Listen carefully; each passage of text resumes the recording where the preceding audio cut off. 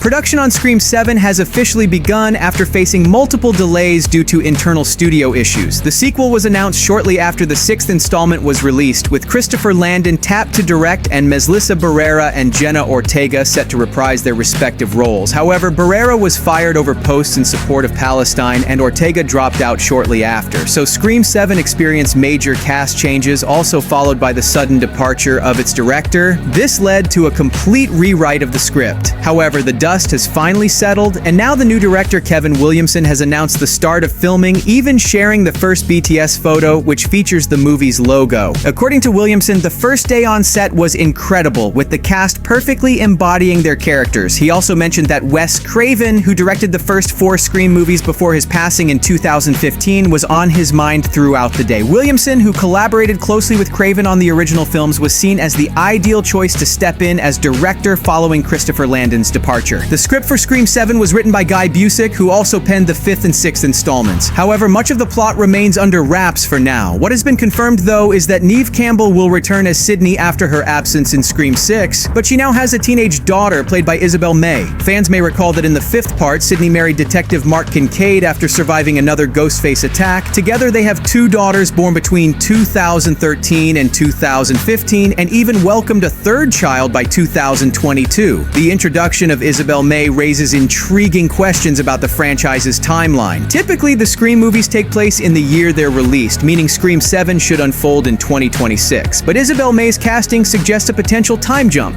If her character is one of Sydney's daughters and she was born in 2013, she'd be about 13 years old in upcoming sequel. Yet May, at 24, is far from fitting the role of a teenager. Could this mean she's playing another previously unknown child of Sydney's? After all, Scream thrives on shocking family twists and secret connections. Alternatively, the story could take place years after the events of Scream 6, allowing the timeline to catch up to May's age and conveniently explaining the absence of Melissa Barrera and Jenna Ortega. The only confirmed returning cast member from the recent films is Mason Gooding, reprising his role as Chad. Overall, Scream 7 is set to premiere on February 27th, 2026, exactly 3 years after the 6th. A teaser poster has already been dropped, and with filming underway, the release date seems locked in. Could this be the chapter that redefines the franchise yet again? One thing's for sure, there's always room for one last scare. Stay tuned.